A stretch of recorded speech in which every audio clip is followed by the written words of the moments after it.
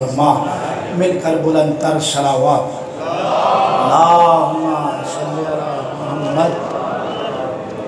ایک دفعہ تمام احباب سے درخواست ہے، کچھ انتہائی افراد ہیں جو بیمار ہیں، ان کی شفایابی کے لیے زحمت نہ سمجھیں، ایک دفعہ صلوات پڑھ دی محمد والے۔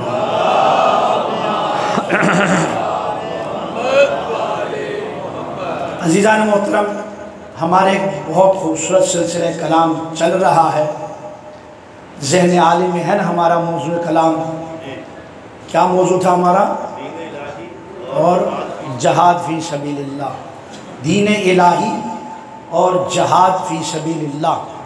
لا اکراہ فی الدین، دین میں کوئی جبر نہیں ہے، اور اسی اللہ نے حق اور باطل کے درمیان میں جو فرق تھا اسے واضح کر دیا، ہدایت اور گمراہی کے درمیان جو فرق تھا اسے واضح اور نمایاں کر دیا، اور اسی اللہ نے سچ اور جھوٹ کے درمیان میں جو فرق تھا اسے بالکل واضح کر دیا۔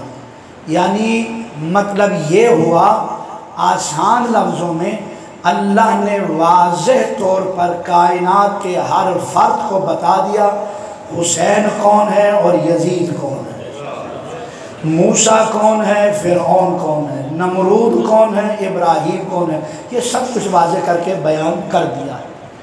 فَقَدْ اسْتَمْسَكَ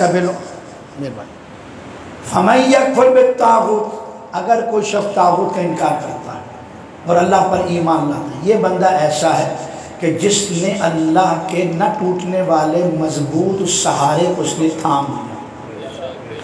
اللہ سننے والا بھی ہے اور اللہ جاننے والا بھی ہے، سننے والا بھی ہے اور جاننے والا بھی، وہ سنتا بھی ہے، اگرچہ ہم اپنے دل میں کچھ بڑبڑائیں وہ بھی سن لیتا ہے، دو آدمیوں کے بیچ میں بات کریں، سرگوشی کریں وہ بھی سنتا ہے، چاہے اکیلے میں عمل کریں یا چاہے جتنے بھی افراد ہوں ان سب میں اجتماعات میں آپ مثال کے طور پر کوئی ایسا کام کریں تو وہ سب کے سب وہ جانتا بھی ہے، سنتا بھی ہے۔ ایک دفعہ صلوات پڑھ جائے محمد وآل محمد۔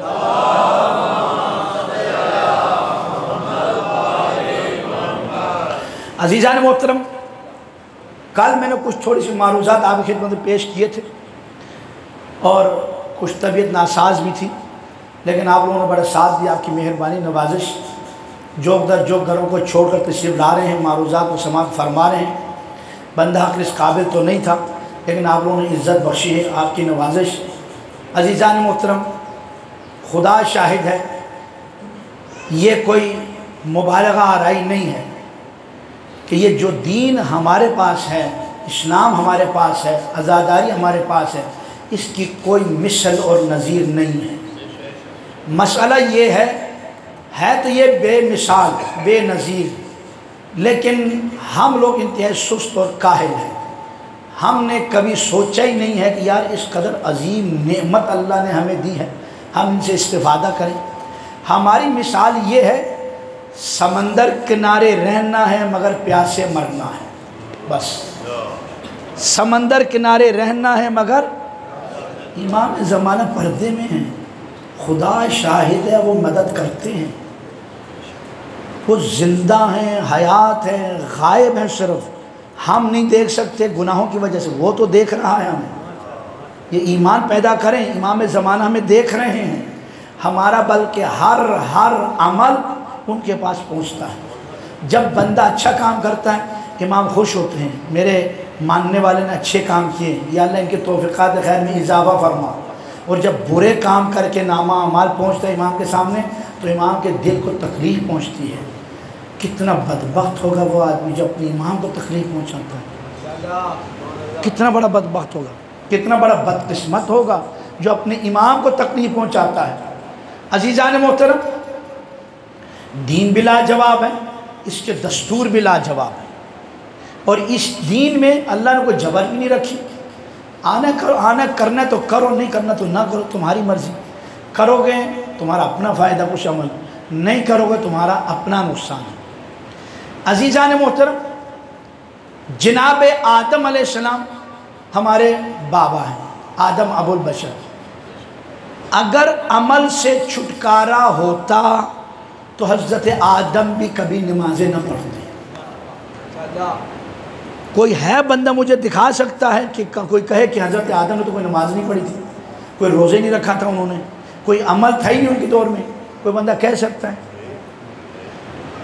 جو سب سے پہلی مخلوق ہے انسان کی شکل میں, اس نے بھی عمل کیا, اس نے بھی عبادت اللہ کی. اور عزیزان محترم, یہاں تک عمل تو ایک طرف, عبادت تو ایک طرف, ایک ترک اولا پر کتنا روئے, کتنا روئے. یہاں تک کہ کچھ کتابوں میں ہم نے پڑھا, یہاں پہ یوں نالیاں بن گئی تھی رو رو کر آنسوں سے. اور بلکہ یہاں تک کہ کچھ کتابوں میں یہ بھی پڑھا, آنسو گرتے تھے زمین پہ تالاب کی شکل بنتا تھا, جنگلی جانور پی کے سیراب ہو کے جاتے تھے. اب یہ حقیقت دار خدا جانے, لیکن یہ تو طے ہے کہ آدم بہت روئے, بہت روئے. کس بات پہ روئے؟ ایک ترک اولا کیا تھا, گناہ نہیں کیا تھا, جرم نہیں کیا تھا, خطا نہیں تھی وہ جو خطائیں جرم ہم کرتے ہیں, یہ ترک اولا پر بہتر چیز کو چھوڑا تھا, اس وجہ سے وہ اتنا روئے. تو آپ اندازہ لگائیں ہم لوگ کتنے بڑے مجرم ہیں, کتنے بڑے گناہ کرتے ہیں. ہم نے کبھی, امام حسین کو رونا بہت اچھی بات ہے, کبھی کبھی اپنے گناہوں پر بھی رویا کرو. تاریک راتوں میں مصلی بچھا کر اپنے رب کے حضور 4 قطرے آنسو کا بہاؤ, کہو اسے مخاطب کر کے, یا اللہ تم کریم بادشاہ ہے, میں تیرا حقیر بندہ ہوں, میں تیرا ذلیل بندہ ہوں, یا اللہ تو رحمان و رحیم ہے, یا اللہ میرے گناہوں کو نہ دیکھ, اپنی رحمت کو دیکھ, مجھے معاف کر دے. امام کے صدقے میں کبھی گڑ گڑاؤ تو صحیح, اسے مانو تو صحیح. عزیزان محترم, اور یہ بھی یاد رکھو, جب اللہ کے حضور جاؤ, دونوں صورتیں ہیں, آپ ڈائریکٹ بھی اللہ سے مخاطب ہو سکتے ہیں, لیکن اگر آپ سمجھے کہ میرے دعاؤں میں کمزوری ہے تو آپ ہاتھ اٹھائیں, اٹھا کر کہ یا اللہ تجھے زہرا کا واسطہ, یا اللہ تجھے علی کا واسطہ, مصطفیٰ کا واسطہ, ان ہستیوں کا واسطہ دے کر بھی دعا کر سکتے ہو. اور عزیزان محترم, انشاءاللہ تمہاری دعائیں رد نہیں ہوگی. وہ کہتے ہیں مجھ سے مانگو تو صحیح, ادعونی استجب لکم, مجھ سے مانگو میں دینے والا ہوں. مانگتے نہیں ہیں. عظیم ترین عبادت میں یہ عبادت ہے کہ دعا کرنا. کوئی شخص نماز پڑھے دعا نہ کرے, اللہ کہتے اس کی نماز کو جا کے اس کے منہ پہ مارو, نماز پڑھ بیٹھے ہیں, مجھ سے مانگا ہی نہیں کچھ اس نے. ہم لوگ ہمارا مزاج یہ, کوئی مانگنے کے لیے ہے نا, ماتھے پہ ہزاروں شکن پیدا ہوتا ہے, ناراض ہوتے ہیں, لیکن وہ اتنا کریم ہے کوئی نہ مانگے تو ناراض ہوتا ہے. وہ اتنا کریم بادشاہ ہے, کہتے مجھ سے مانگو. یہاں تک فرمایا اپنے جانوروں کے لیے چارہ بھی مجھ سے مانگو, اپنے جوتوں کے لیے تسمے بھی مجھ سے مانگو. یعنی اپنی سوچ کو یہ نہ سمجھو کہ یار یہ چھوٹی چیز ہے بڑی چیز ہے, یعنی بڑی سے بڑی چیز بھی مانگو, چھوٹی سے چھوٹی چیز مجھ سے مانگو. میں تمہارا خالق ہوں, میں تمہارا مالک ہوں, میں تمہارا رازق ہوں, میں نے تجھے بنایا ہے, تمہاری ذمہ داری میری ہے. رزق اور موت اللہ کے ہاتھ میں ہے کہ نہیں؟ اگر بندے کے ہاتھ میں رزق ہوتا تو دوسرا بندہ زندہ ہی نہ رہتا, اس کے ہاں کچھ بھی نہ ہوتا, بیچارہ فاقوں سے مر جاتا. موت میرے یا آپ کے ہاتھ میں ہوتا تو میرا اور آپ کا دشمن کو دنیا میں نظر ہی نہ آتا. اس کریم نے دونوں اپنے ہاتھ میں رکھا. میرے عزیزوں, دوستوں, نوجوانوں, چاہتے ہو کسی طرح کوئی بخشش کا سامان ہو جائے تو یقین کرو جوانوں, تمہارے لیے موقع ہے. اب ہم بھی تھوڑے سے بوڑھے ہو چکے ہیں تو آپ کے لیے راہیں ہموار ہیں. علی اکبر کی سیرت کو اپناؤ, شہزادہ قاسم کی سیرت اپناؤ, اور دیگر معصومین کی سیرت اپنانے کی کوشش کرو. در جوانی توبہ کردن شیوہ پیمبری, وقت پیری گرگ ظالم می شود پرہیزگار. اور جوانی میں توبہ کرنا انبیاء کی سیرت و سنت ہے, بوڑھا ہو جانے پر تو وہ ظالم بھیڑیا بھی پرہیزگار بن جاتا ہے. لیکن جو ہمارے بزرگ یہ نہ سمجھے کہ یہ ان سے مخاطب ہوں, لیکن یاد رکھیے گا ہمارے ملت کے جو جوان ہیں اس کی عظمت ہے اپنی جگہ, لیکن بزرگان کی قدر و قیمت بھی کوئی کم نہیں ہے. یہ داڑیاں جو سفید ہو گئی ہیں ہمارے بزرگوں کی, یہ ویسے اللہ اللہ آپ میں سفید نہیں ہوئی ہیں, یہ عشق حسین میں سفید ہوئی ہیں, عشق مولا علی میں سفید ہوئے ہیں, یہ دین پر عمل کرتے کرتے سفید ہوئے ہیں. جب ایسی سفید داڑھی ہو اور پھر اگر قبر میں چلا جائے، فرشتوں کو اللہ کہتے ہیں اس کو چھوڑ دو، اس کی داڑھی کو دیکھ کر مجھے حیا آتی ہے۔ یہاں تک فرماتے ہیں اگر بوڑھا آدمی بزرگ شخص اپنے علاقے میں ہو، فرماتے ہیں کہ اس کی وجہ سے شہر میں، محلے میں، گھر میں اللہ کی رحمت ہوتی ہے۔ یہاں تک کہ اگر بوڑھا آدمی محلے میں ہو، شہر میں اور چلے، ایسا ہے کہ جیسے اس علاقے میں، گھر میں، محلے میں نبی چل رہا ہے۔ ایک اس سے بڑی بات عرض کر دو اپنے بچوں کے لیے، جوانوں کے لیے، جو لوگ اپنے بزرگوں کی عزت اور احترام نہیں کرتے، میری ماں بہن بیٹیاں بھی اس کو غور سے سنیں، جو اپنے بزرگوں کا احترام نہیں کرتے، گھر میں معاشرہ سازی نہیں کرتے، اہل بیت کے گھر سے درس نہیں لیتے، وہ اس بات کو غور سے سنیں۔ فرماتے کوئی بندہ، کوئی جوان جب کسی بوڑھے شخص کی عزت کرتا ہے، احترام کرتا ہے، تو ایسا ہے کہ گویا وہ خالق اکبر کا احترام کر رہا ہے۔ یہ عزت بخشی ہے اللہ نے بزرگوں کو۔ لیکن عزیزان محترم، کچھ ایسے بندے ہیں کہ جو جنت کی خوشبو نہیں سن سکتے۔ کتنے بندے ہوں گے وہ؟ پہلا آدمی جو جنت کی خوشبو نہیں سن سکتا وہ آدمی ہے کہ جو اپنے رشتہ داروں کے ساتھ برا سلوک کرتا، قطع رحمی کرتا۔ یہ بندہ مرے گا تو جنت کی خوشبو نہیں سن سکتا۔ نمازی ہو، پرہیزگار ہو، نہ جانے کیا کیا کیا کیا ہو، حاجی ہو، لیکن نہ بھائی راضی ہے، نہ بہن راضی ہے، نہ باپ راضی ہے، نہ ماں راضی ہے، نہ اسے بچے راضی ہیں، نہ بیوی راضی ہے، نہ محلے والے، نہ ہمسائے راضی۔ یہ کیسا مومن ہے، کیسا مسلمان ہے؟ عزیزان محترم، اصل ہدف یہ ہے، اگر چاہتے ہیں کہ جنت میں جائیں، اپنے جتنے رشتہ دار ہیں عاشور داخل ہونے سے پہلے پہلے ان سے معافی مانگو۔ اچھا یار ایک بات تو بتاؤں مجھے، یہ کربلا میں امام حسین نے جب چراغ بجھایا تھا تو کتنے بندے گئے تھے؟ سارے موجود رہے۔ جائیے تاریخ کا مطالعہ کریں، بے بہا لوگ گئے ہیں، یہاں تک کہ کسی نے کچھ احباب کی ریسرچ ہے، امام کے ساتھ ہزاروں کے تعداد میں افراد تھے، سب کے سب گئے، صرف 72 بچ گئے۔ جو گئے ہیں ان میں سے کچھ لوگ ایسے جو چھوڑ کر گئے ہیں، کچھ کو امام کے الفاظ نے، باتوں نے مجبور کیا جانے پر۔ کیا کہا؟ امام نے فرمایا دیکھو میرے ساتھ کربلا کے میدان میں وہ بندہ شہید ہو سکتا ہے جس کی گردن پر میرے علاوہ کسی اور کا حق نہ ہو۔ میرے علاوہ یعنی اطاعت امام کے علاوہ کسی اور کا حق نہ ہو۔ باپ کا حق تیرے گردن پہ، جاؤ۔ ماں کا حق ہے، جاؤ۔ بھائی کا حق ہے، جاؤ۔ کسی کی جائیداد تیرے پاس ہے، جاؤ۔ کسی کا مال ہے، جاؤ۔ کسی کے ساتھ ظلم و زیادتی کی ہے، اس کا حق تیرے گردن پر ہے، جاؤ۔ پہلے وہ حقوق ادا کرو۔ کسی کے ساتھ ظلم زیادتی کی ہے، جاؤ جا کے اسے معافی مانگو۔ کسی کی جائیداد لوٹی ہے، جاؤ جا کے اسے واپس کرو۔ اگر کسی کے ساتھ ظلم و زیادتی کی ہے، جاؤ جا کے اسے راضی کرو۔ حسینی بننا کوئی آسان نہیں ہے، پہلے ان حقوق کو ادا کرو۔ ہم لوگ عزیزان محترم دعوے بہت بالا و بلند ہیں لیکن اندر سے سب کھوکھلے ہیں۔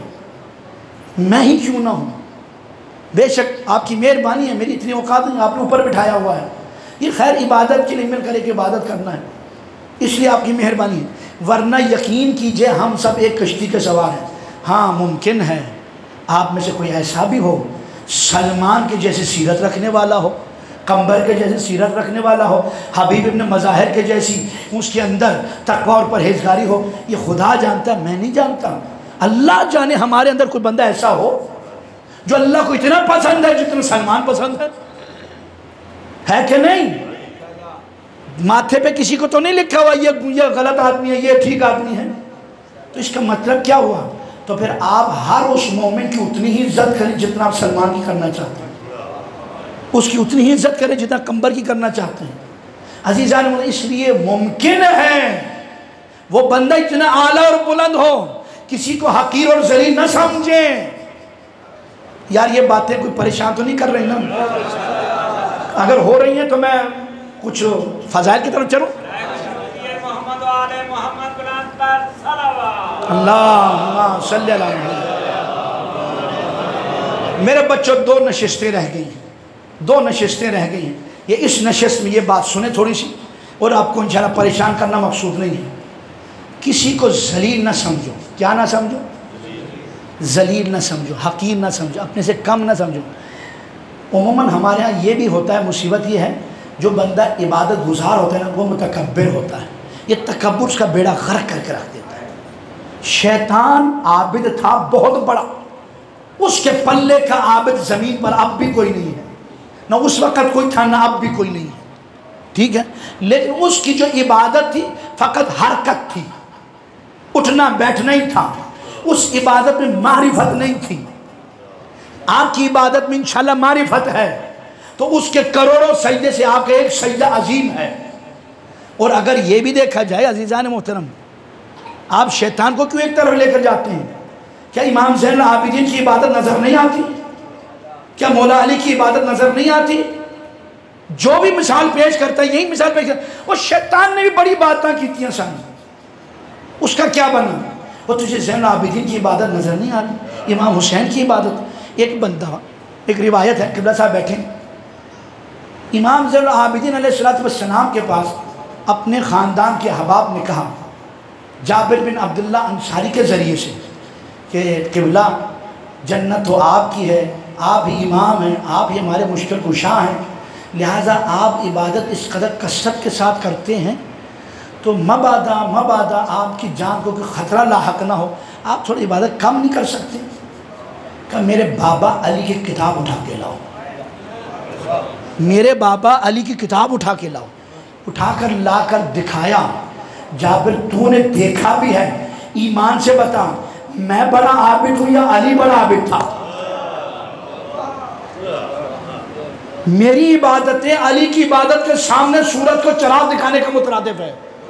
وہ علی جو زین العابدین کی عبادت سے بڑھ کر عبادت کرنے والا ہے، ایک رات میں ہزار رکعات نماز ادا کرتا ہے.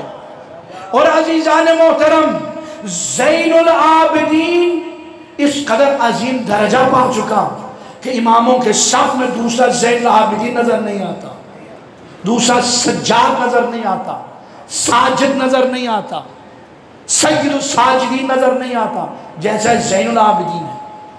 کیسی عبادت کی ہوگی؟ سجاد کی عبادت عجب عبادت ہے. کبھی موقع ملے اس طرح بھی جائیں گے. تو میرے عزیزوں، دوستوں، نوجوانوں، ذہن میں رکھیے گا یہ باتیں ادھر ادھر نہ جائیں. شیطان ہمارے لیے نمونہ عمل نہیں ہے کہ اس نے عبادت نہیں کی تھی تو جناب وہ تو برباد ہو گیا، ایسی بات نہیں ہے. شیطان اپنے غرور، تکبر اور اپنی انا اور شخصیت پرستی کی وجہ سے تباہ ہوا ہے. ہم شخصیت پرست نہیں ہیں، ہم خدا پرست ہیں، حق پرست ہیں. ہم جانتے ہو حق کون ہے؟ حق کون ہے؟ میں نے شاید اشارہ کیا تھا. حق کون ہے؟ ذالک بان اللہ هو الحق، وہ اللہ ہی حق ہے، وہ اللہ حق ہے. اور مصطفیٰ سے پوچھو یا رسول اللہ آپ تھوڑی سی وضاحت کریں، حق اللہ ہے تو تھوڑی وضاحت آپ بھی کریں کہ الحق مع علی و علی مع الحق، حق علی کے ساتھ ہے اور علی حق کے ساتھ ہے. اللہ حق ہے تو علی کے ساتھ ہے، علی حق ہے تو اللہ کے ساتھ ہے، دونوں میں کوئی جدائی ایسا ہی ہے نا. اور پھر عزیزان محترم، خیر یہ بڑی لمبی چوڑی باتیں ہیں، میں اپنے اصل مطلب کی طرف پھر رک جاتا ہوں.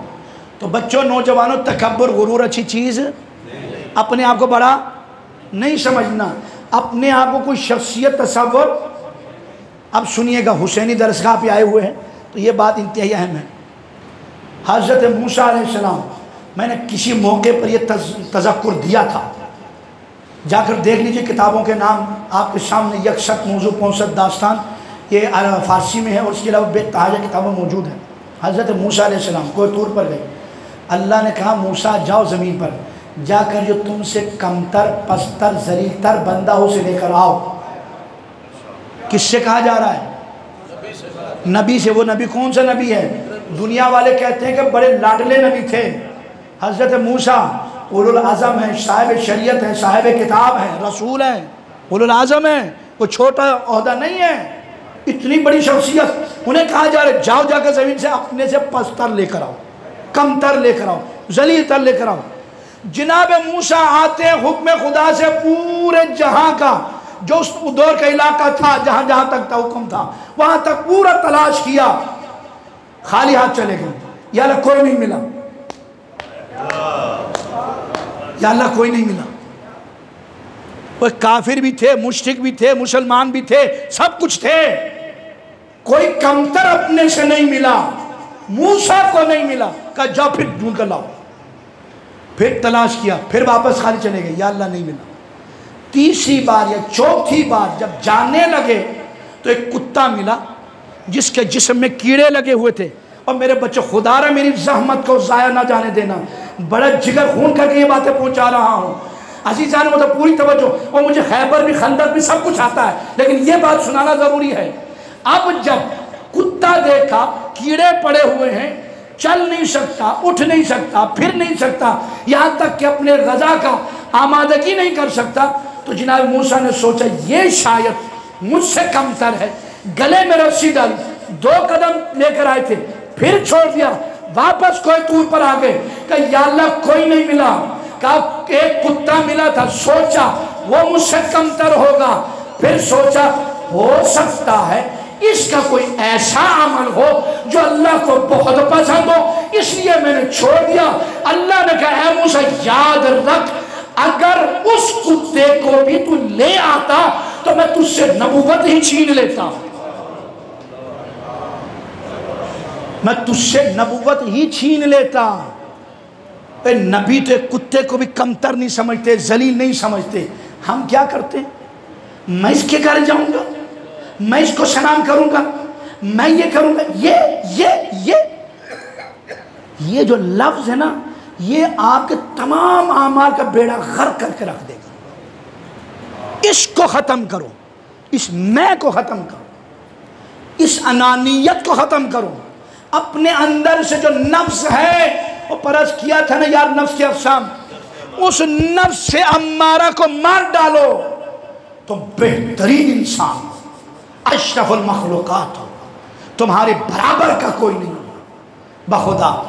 اچھا بھائی، پہلا آدمی، وقت بڑی تیزی سے آ رہا ہے، میں نے آج کچھ 2-4 جملے مسائل کے بھی پڑھنے ہیں،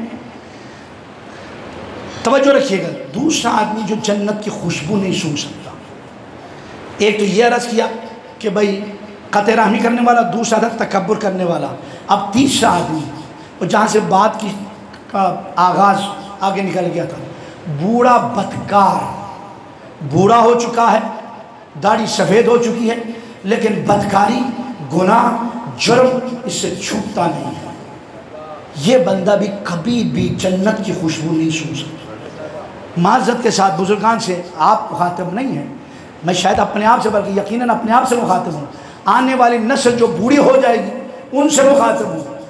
بڑھاپے میں کم سے کم، جوانی میں کوئی خطا ہوگی تو اسے معافی مانگو، لیکن بڑھاپے میں بھونک بھونک کے قدم چلا جاتا۔ یہ بڑھاپا، اس میں اگر غلطی ہو گئی نا توبے کا موقع بھی نہیں ملنا ہے، اور اگر بوڑھا آدمی کوئی غلطی کرے گا ویسے معاشرہ تباہ ہو جائے گا۔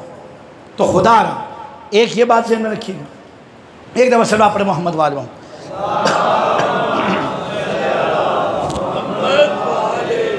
ایک دفعہ پھر صلی اللہ پڑھے محمد والے محمد۔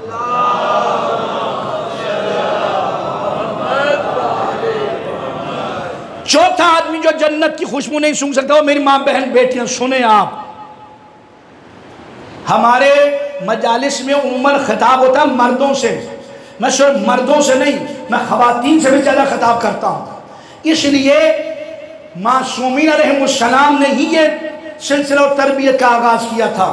اور یاد رکھیے گا ہمارے ایک عظیم لیڈر امام خمینی نے ماؤں کے ایک بڑے اجتماع سے خطاب کر کے کہا تھا، اور میرے ملت کی ماں بہن بیٹی یاد رکھو، تمہاری گود سے حسین جیسا بھی نکل سکتا ہے اور تمہاری گود سے یزید جیسا بھی نکل سکتا ہے، یہ تمہاری تربیت پر منحصر ہے، تم چاہو حسینی بناؤ چاہے یزیدی بناؤ، الشقی شقی فی بطن امی والسعید سعید فی بطن امی، جو نیک ہوتا ہے وہ ماں کے پیٹ سے ہی نیک بن کے نکلتا ہے، اور جو برا ہوتا ہے وہ ماں کے پیٹ سے ہی برا بن کے نکلتا ہے۔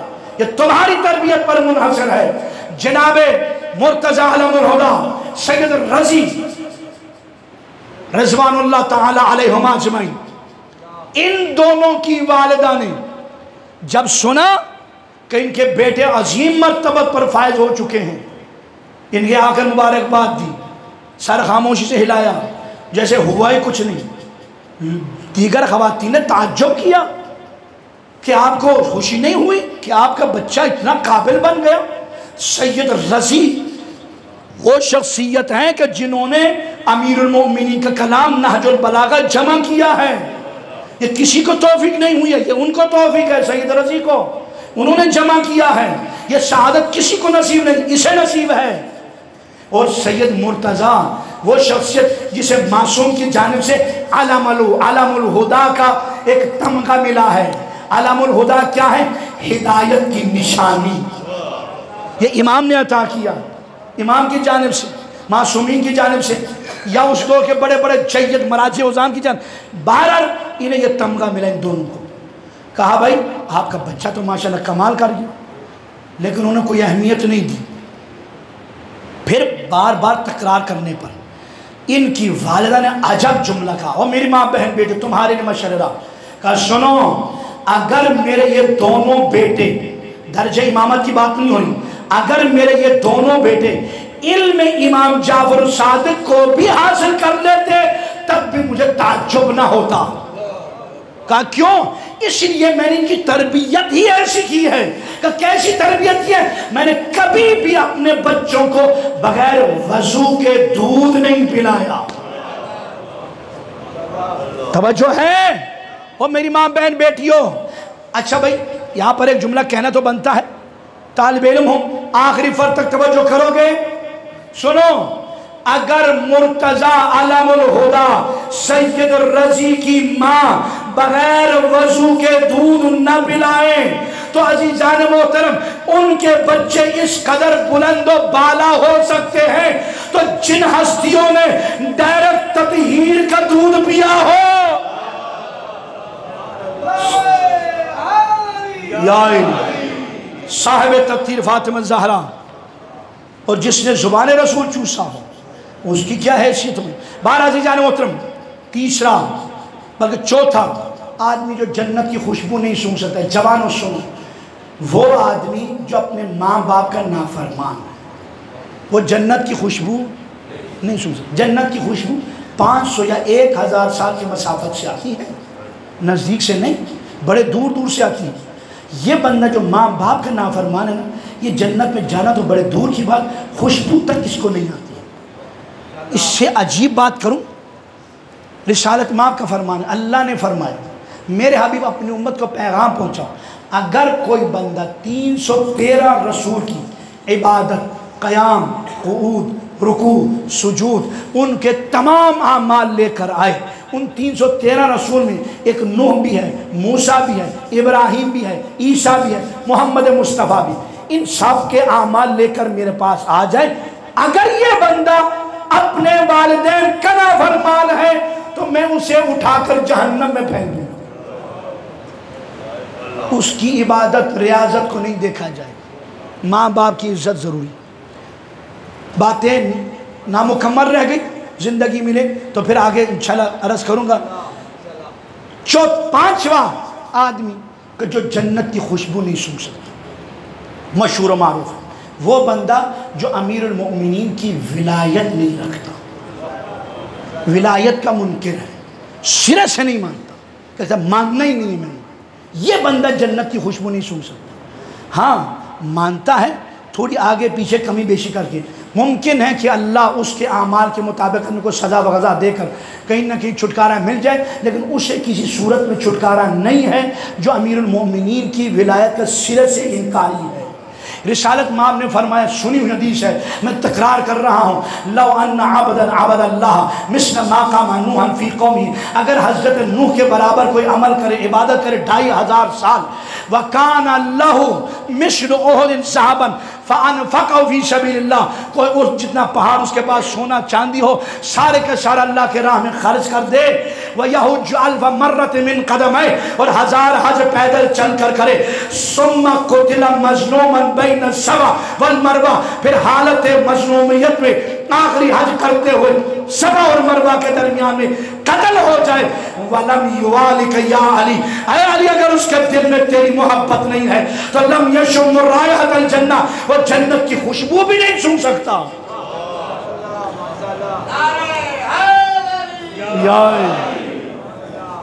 آخری بات زحمت تمام اور انتہائی اہم بات، امیر المومنین علی بن ابی طالب علیہ السلام کی ولایت کوئی آسان کام نہیں ہے۔ حضرت عمر ابن خطاب ان کا دور تھا، میرے سنیے جو بیٹھے ہوں سب سنیں، جاء اعرابیان یختصمان عند عمر ابن خطاب، 2 عربی لڑتے ہوئے عمر ابن خطاب کے پاس آئے۔ یہ کتاب سنیں، مناقب عشر مبشرہ، یہ محب الدین الطبری انہوں نے کہیں لکھا ہوا ہے، اس میں آپ کو آسانی سے مل جائے گی۔ انہوں نے آ کر دیکھا وہ 2 عربی بدو لڑ رہے تھے۔ جب آگے نا خلافت دربار خلافت میں آنے کے بعد کہا اقضی بیننا، ہمارے درمیان میں فیصلہ کرو، ہماری لڑائی ہو چکی ہے۔ امیر المومنین موجود تھے اور حضرت عمر نے کئی مقامات پہ کہا تھا جس محفل میں، جس مجلس میں، جس بزم میں علی ہو کوئی دوسرا فتویٰ نہ دے، مولا علی کی موجودگی میں۔ اب وہ سوال آ گیا، مسئلہ آ گیا، فیصلہ آ گیا۔ اب حضرت عمر مخاطب ہوئے مولا کائنات کی طرف، کہا اقضی بیننا یا ابا الحسن، اے ابو الحسن، اے علی، ان دونوں کے درمیان میں آپ فیصلہ کریں۔ جیسے یہ کام، وہ جو دیہاتی تھے ان کو پتہ ہی کچھ نہیں تھا، ان کی طرف دیکھ کر کہتے حاذا یقضی، کہ یہ ہمارا فیصلہ کریں گے، ایک گستاخانہ انداز سے کہا حاذا یقضی، کہ یہ ہمارے درمیان میں فیصلہ کرے گا۔ جب یہ کہا تو حضرت عمر سے ان کی گستاخی برداشت نہیں ہوئی، ممبر سے اترے، فوسب الیہ عمر ابن خطاب واخذ تلبیبہ، حضرت عمر ممبر سے اترے، سیدھے آئے، اس دیہاتی کا گریبان پکڑ کر کہا اتدری ھذا، کیا جانتا ہے یہ کون ہے؟ ھذا مولائی و مولا کل مؤمن و مؤمنہ، اور یہ تو میرے بھی مولا ہے، سب مؤمن و مؤمنہ کے مولا ہیں۔ اور اس کے بعد تاریخ ساز جملہ کہا جس کے لیے میں نے آپ کو اتنا پریشان کیا، کہا سنو اصحاب رسول، من لم یکن مولاہ فلیس بمؤمن، اگر کوئی علی کو اپنا مولا نہ مانے وہ مومن ہی نہیں۔ علی مولا ہیں، اسی لیے تو غدیر خون کے میدان میں کہا تھا نا من کنت مولا ہو فہذا علی المولا، جس کا میں مولا اس کا۔ یار میں تو رائے بینڈ میں رہتا ہوں، آپ لوگ پریشان ہو گئے یار۔ اب میرے پاس بڑے بڑے شخصیات موجود ہیں، طارق جمیل صاحب کو جانتے ہیں نا؟ طارق جمیل صاحب خیر ہمارے ساتھ بڑے اچھے تعلقات ہیں، بڑے اچھے دوست ہیں، بڑا خوبصورت اس مسئلے کو حل کیا، بڑا خوبصورت۔ پہلے ہم لوگوں سمجھا کے تھک کے نہیں سمجھے، لیکن طارق جمیل صاحب نے بڑے خوبصورت انداز سے بات کی کہ بھائی حضرت علی کا حق ہے کہ ان کو مولا کہو۔ ایک تو حق دیا، توجہ کر رہے ہیں نا، ایک تو حق دیا کہ ان کا حق ہے ان کو مولا کہو، دوسرا انہوں نے کمال کی بات کی کہ مولا کا مطلب دوست نہیں ہے۔ اب تھوڑا جاگو، ایک جملہ کہنا ہے، بڑا میں نے تھکا دی، انشاءاللہ یہ جملہ سنو گے گھر تک انشاءاللہ خوش ہو کے جاؤ گے۔ کہا بھائی مولا کا مطلب صرف دوست نہیں ہے، بلکہ مولا کا مطلب ہے آقا، مولا کا مطلب ہے سردار، مولا کا مطلب ہے آقا، مولا کا مطلب ہے سردار۔ کسی نے دیکھنا ہے جاؤ یوٹیوب پہ پڑی ہوئی ہے یہ ویڈیو، جا کر دیکھ لینا، نہ ہو تو مجھ سے لے لینا۔ کہا مولا کا مطلب ہے آقا، مولا کا مطلب ہے سردار. اور میرا بڑا مسئلہ حل ہو گیا. اب کرو ترجمہ. رسول نے کہا جس جس کا میں مولا اس کا علی مولا. اب ترجمہ یہ بنے گا جس کا میں آقا اس کا علی آقا. جس کا میں سردار اس کا علی سردار. اب رسول ہے آدم کے آقا, رسول ہے جناب موسیٰ کے آقا, رسول ہے جناب ابراہیم کے آقا, رسول ہے جناب عیسیٰ کے آقا, رسول ہے آدم سے لے کر خاتم تک ہر نبی کے آقا. جنات کے آقا رسول, بشر کے آقا رسول, فرشتوں کے آقا رسول, عرش والوں کے آقا رسول, فرش والوں کے آقا رسول, میرا آقا رسول اور تمہارا آقا رسول, سب کا آقا رسول. اب سب کا آقا رسول ہے تو جس کا آقا رسول ہے اس کا آقا علی ہے.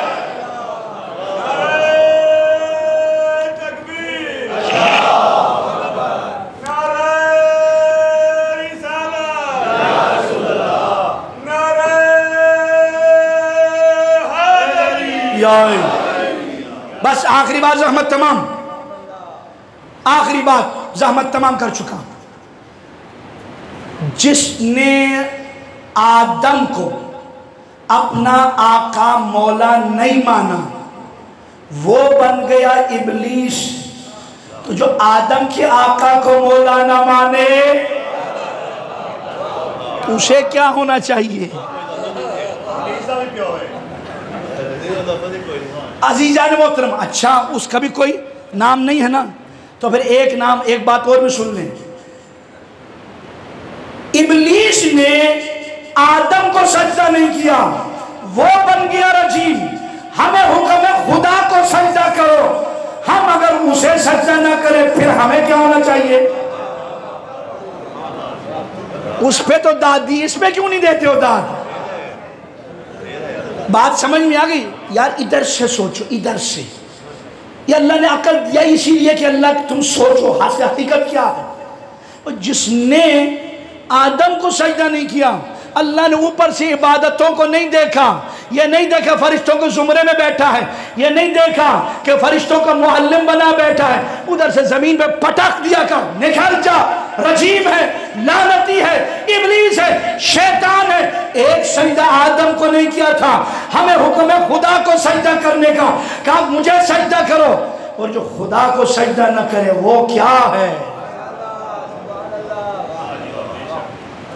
اگر ضمیر ہو نا, ضمیر ادھر اندر ہو ضمیر, یہ ایک لفظ اسے جھنجھوڑ کے رکھ دیتا. بے ضمیر انسان کے لیے کوئی باتیں جو مرضی کہتے جاؤ, دیوار پہ سر مارنے والی بات ہے. عزیزان محترم, جیسے کہ بھینس کے آگے بھیل بجانے والی بات ہے. بڑا خوبصورت ایک شعر ہے, پھول کی پتی سے کٹ سکتا ہے ہیرے کا جگر, مرد ناداں پہ کلام نرم و نازک بے اثر. بڑا آپ کا ٹائم لیا.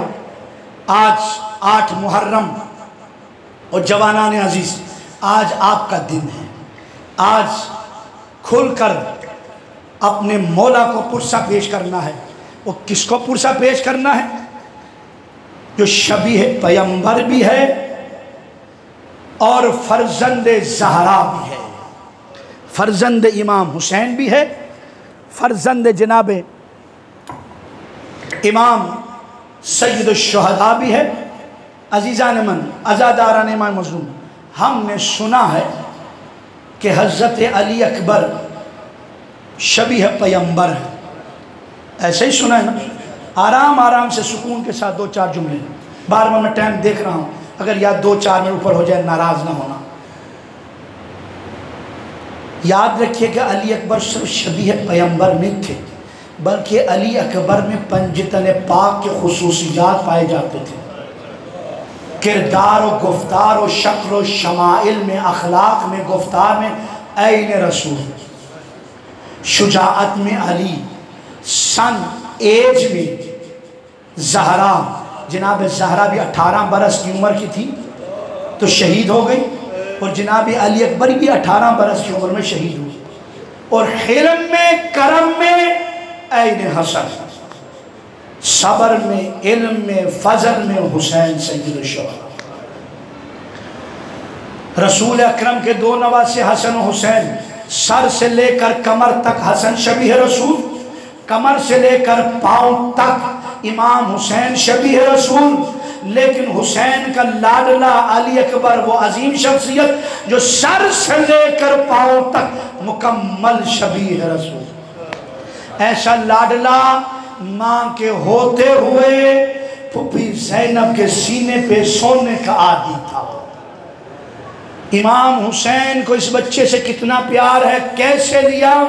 نانا رسول خدا کے بعد امام حسین بہت پریشان رہتے تھے، نماز ہائے شب میں دعا کیا کرتے تھے، یا اللہ مجھے ایک ایسا بیٹا دے جس کی شکل و شمائل تیرے رسول کے جیسی ہو، جس کو دیکھ کر ہمارے دل کو تسکین حاصل ہو۔ مدینے سے باہر سے لوگ آتے تھے امام حسین کے پاس اور کہتے تھے کہ یا ابن رسول اللہ اپنے بیٹے علی اکبر کو بلائیے۔ کیا کرنا ہے؟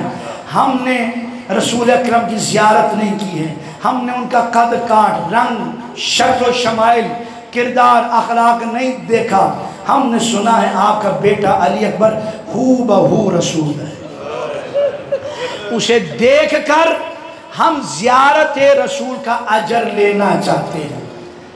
اور میرے بچوں، جوانوں، میری ماں، بہن، بیٹیوں، ذرا تصور کرو، جو اکبر غیروں کی نظر میں یہ ہو، وہ ماں کی نظر میں کیا ہوگا، وہ باپ کی نظر میں کیا ہوگا۔ ایک روایت یہ ملتی ہے، شام کے بازار میں ایک غیر عورت نے، دشمن فوج کی عورت نے جب علی اکبر کا چہرہ دیکھا اور اس قدر نورانی بابرکت چہرہ دیکھا، خوبصورت و خوبصورت، حیران ہوگی، دیکھتی رہی، ایک دم ہاتھوں کو اٹھایا کہ یا اللہ اس کی ماں اسے اس حال میں دیکھنے سے پہلے مر گئی۔ پیچھے سے آواز آئی، میں ابھی زندہ ہوں، شام کے بازاروں میں پتھر کھانے کے لیے زندہ ہوں۔ مختصر کلام، السیاشو، جناب علی اکبر آگے کہا بابا مجھے بھی میدان میں جانے کی اجازت دو۔ روایت یہ جملے، مولا نے تاخیر نہیں کی، کہا بیٹا جانا جاؤ، لیکن جا کے نہ پہلے اپنی پھپھیوں سے، ماؤں سے، بہنوں سے، سب سے اجازت لے کر آؤ۔ اور ایک روایت یہ بھی ہے کہ جیسے ہی کہا بابا مجھے اجازت دیں، نظر الیہ نظر آئس منہ، امام نے سر سے لے کر پاؤں تک علی اکبر کو ایک مایوسانہ نظر سے دیکھا، حسرت بری نگاہوں سے دیکھا۔ اب اس کے بعد کہاں یہ چہرہ دیکھنے کو ملے گا؟ جناب علی اکبر خیام میں وداع کرنے کے لیے آئے، بہت سخت وداع ہے ان کا، بیان کرنا بڑا مشکل ہوتا ہے۔ علماء نے لکھا ہے کئی مرتبہ، اور بعض نے لکھا 18 مرتبہ خیمے کا پردہ اٹھا اور گرا۔ میرے استاد محترم نے فرمایا 18 نہیں، کئی مرتبہ نہیں، بلکہ 70 مرتبہ اٹھا، 70 مرتبہ گرا۔ یہ 70 مرتبہ پردہ کیوں اٹھا، 70 مرتبہ کیوں گرا؟ اس لیے اکبر جب بھی وداع کر کے باہر جانا چاہتے تھے، کہیں سے مائیں پکڑتی تھی، کہیں سے بہنیں پکڑتی تھی، کہیں سے پھپھیاں پکڑتی تھی، اکبر ہمیں یوں چھوڑ کے نہ جاؤ، اجرکم علی اللہ۔ ایک مرتبہ جناب سکینہ آگے بڑھی، دامن کو پکڑ کے فریاد کیا، اکبر ارحم علی غربتنا، اکبر ہماری غربت پہ رحم کر، ہمیں یوں بے سہارا چھوڑ کے نہ جا۔ بمشکل اجازت لے کر امام حسین کے پاس آئے۔ امام نے کیا کیا؟ صندوق کھولا، ایک امامہ نکالا جو رسول خدا کا تھا، اور اس کے بعد سر پہ پہنایا، زرہ رسول اکرم کی پہنائی، تلوار حمائل کیا، رسول کی خاص سواری عقاب کو تیار کیا۔ اب لجام فرس کو امام حسین نے خود پکڑا، کہا اکبر بیٹا آجا، سوار ہو جا۔ علی اکبر تڑپنے لگے، آگے بڑے، بابا کے ہاتھوں کا بوسہ لیا، ہاتھ جوڑ کر کہنے لگے بابا اتنی بڑی گستاخی اکبر سے نہ ہوگی کہ فرزند رسول گھوڑے کے لجام کو پکڑے اور اکبر سوار ہو جائے۔ سنو کہ مظلومیت حسین۔ ایک مرتبہ امام نے کہا اکبر بیٹا آج بیٹا بن کے نہیں، آج محمد بن کے سوار ہو جا، آج تو محمد بن کے سوار ہو جا، میں علی بن کر تیری خدمت کرتا चाहते थे। एक मर्तबा आवाज आई, अकबर जाना है तो चला जा, घोड़े से उतरना उतर तेरी मर्जी, मगर एक मंजर देखता जा। खैमे का पर्दा उठा, क्या देखा? 24 बरस का बूढ़ा है, हाथ में असा है, कह रहा है अकबर बीमार भाई को छोड़ के जा रहा है, मुझे किसके सहारे छोड़ के जा रहा। आजादारों, जब भी कहीं दो भाई मिलते हैं, मेरी माँ बहन बेटियां महसूस करेंगी हर इस बात को, दो भाई मिलते हैं खुसूसन ईद के दिन, उस दिन बहनों की खुशियां देखने वाली होती, बहनें बहुत खुश होती हैं ईद के दिन खुसूसन दो भाई मिले। लेकिन यहाँ मंजर जुदा था, दो भाई मिल रहे थे, ज़ैनब का कलेजा फट रहा था, फरियाद करके कह रही थी और कोई है जो इनको छुड़ाए, कहीं अकबर न मर जाए, कहीं सज्जाद न मर जाए। उम्मे लैला आगे बढ़ी, छुड़वाना चाह नहीं छूटते, उम्मे कुलसूम आगे बढ़ी, छुड़वाना चाह नहीं छूटते, जनाब ज़ैनब आगे बढ़ी, छुड़वाना चाहते नहीं छूटते। एक मर्तबा जनाब सज्जाद ने कहा, या अम्मती ज़ैनब इतीनी बिल असाई व सैफ, मुझे असा दो, मुझे तलवार दो। बेटा क्या करेगा? असा का सहारा लूंगा, तलवार से जंग करूंगा, मेरा पापा गरीब हो गया है, मेरा अकबर बच जाए, सज्जाद शहीद हो जाए। अज़ादारों, जनाब ज़ैनब ने फरियाद करके कहा और कोई जाए हुसैन को बुला के लाए, वरना उसके बच्चे रो रो कर यहीं पर रूह परवाज कर जाएगी। इमाम हुसैन आए, दोनों को छुड़वाया। इमाम सज्जाद ने फिर कहा, मौला मौला बाबा मुझे मैदान में जाने की इजाजत दें, अकबर बच जाए, मैं शहीद हो जाऊं। इमाम ने फरमाया सज्जाद बेटा देख, अकबर जिस जंग में जा रहा है, जिस जहाज में जा रहा है, वो जहाद असगर है, तूने जिस जहाज में जाना है वो जहाद अकबर है। अज़ादारान इमाम मज़लूम बईद नहीं, इमाम सज्जाद ने पूछा हो बाबा ये जहाद अकबर क्या होता है, ये जहाद असगर क्या होता है? बईद नहीं, मौला ने कहा हो। और मेरे मज़लूम सज्जाद सुनना चाहता है तो सुन, 3 दिन का भूखा प्यासा हो और बेजुर्म खता मारा जाए और जिस्म बेगोर कफन करबला में पढ़ा जाए और लाशों का दौड़ जाना, ये जहाद असगर है। हाथों में हथकड़ियां, पाँव में बेड़ियां, गले में तो शाम कूबा का बाजार, शराबियों का दरबार, वो बदमाशों के इशारे, फिर भी बद्दुआ न करना, ये जहाद अकबर है। अजकमल अल्लाह, थोड़ा सा वक्त आपका ले रहा हूं, तवज्जो रखिएगा। ज़ादारान इमाम मज़लूम बमुश्किल जनाब अली अकबर घोड़े पर बैठे, अब जाने लगे ना, इधर अकबर जा रहा है, इधर इमाम हुसैन पीछे पीछे। अब क्या करें, हालत क्या है? इमाम ने अंगुश्त शहादत आसमान की जानिब की और एक हाथ से रीश को पकड़ा और फरियाद किया, अल्लाहुम्मा शहद अला हाउलाइल कौम लक़द बरज़ इलैहिम गुलामुन अशबहुन नास खल्क़न व खुल्क़न व मंतिक़न बिरसूलिका। या अल्लाह तू गवाह है, अब मेरा वो बेटा जा रहा है जो अखलाक में, किरदार में, सूरत में, सीरत में बिल्कुल तेरे रसूल की तरह है। अब इसके बाद इमाम ने अजब जुमला कहा, मजलूमियत हुसैन का, अकबर बेटा बूढ़े बाप पर एक रहम करना, जब तक मुझे नजर आते रहो ना, मुझे मुड़ मुड़ के देखते रहना। अजर कमाल अल्लाह, मुझे मुड़ मुड़ के देखते रहना ताकि जी भर के देख सकूं। अली अकबर चंद कदम चले थे, पीछे मुड़कर देखा, ये रिवायत के जुमले हैं। क्या देखा? इमाम हुसैन घोड़े के पीछे दौड़ते हुए आ रहे हैं, कभी गिरते हैं, कभी उठते हैं, कभी गिरते हैं, कभी उठते हैं। एक अजब जुमला कहा, और नाना रसूल खुदा आज मुझे तेरी बड़ी याद आ रही है, आज मुझे तेरी बड़ी याद आ रही है। ہاتھوں کو پھیلا کر فرمایا محلن محلن یا بنیا، بیٹا اکبر ٹھہر جا اور رک جا، تھوڑی دیر ٹھہر جا، مجھے ایک بار پھر سینے سے لگا لے۔ اے اکبر بیٹا تو نہیں جا رہا اور میری جان جا رہی۔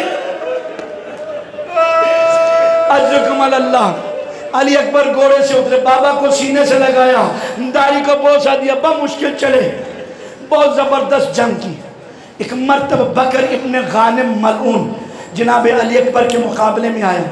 اب منظر کیا روایت کی یہ جملے ہیں، امام حسین کی نگاہیں اکبر پر ہیں، ام لیلہ کی نگاہ امام حسین پر ہے، یہ نظروں کے ایک سلسلہ بنا ہوا ہے۔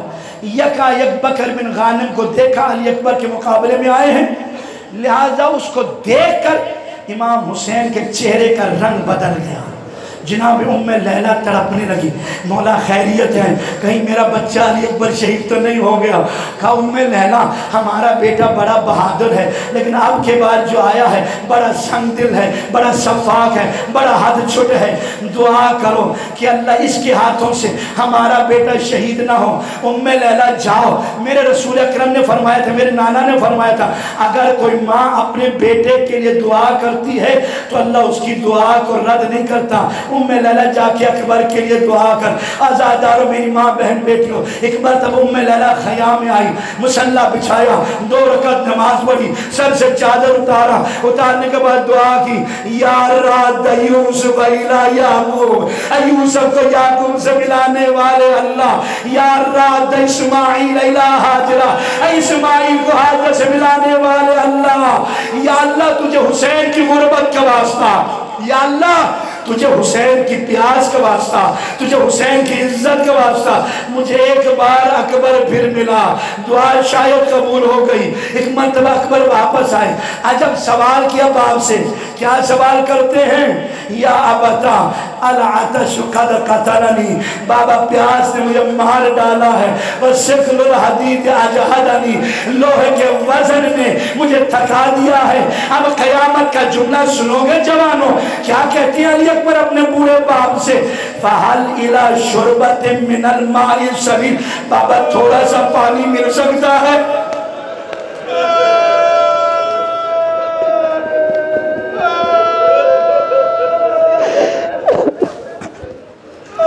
بابا تھوڑا سا پانی مل سکتا ہے؟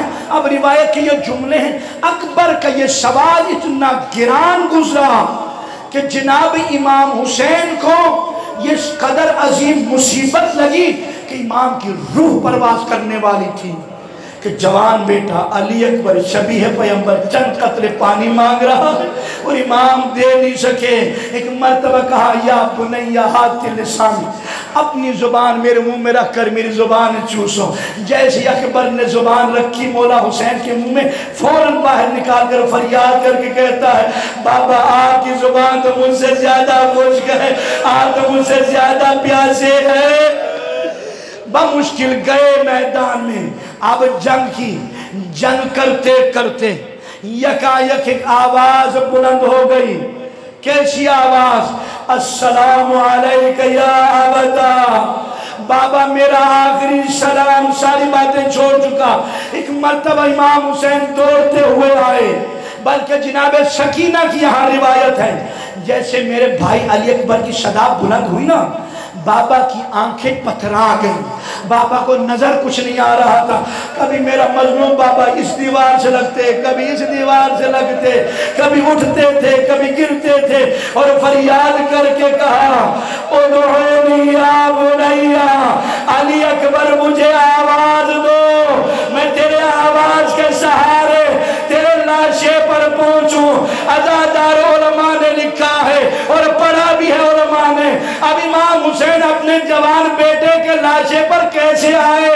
لکھتے ہیں زانو بزانو، بازو ببازو، زانو بزانو، بازو ببازو، پیدر پلاشے پسر رسید، کبھی اٹھتا ہے کبھی گرتا ہے، اٹھنے کی بیٹھنے کی طاقت نہ رہی تو گھٹنوں کے بل، ہاتھوں کے بل چل کر بیٹے کے لاشے پر پہنچے اور جیسے پہنچے سر کو اٹھایا, گود میں رکھا, خون صاف کیا, پھر کیا کیا, وَوَضَعَ خَدَّهُ عَلَىٰ خَدِّهِ, اپنا رخسار علی اکبر کے رخسار پہ رکھا اور فریاد کر کے کہا, یا بنیا قتل اللہ قومن قتلوکا, اور بیٹا اللہ اس قوم کو قتل کرے جس نے تجھے قتل کیا.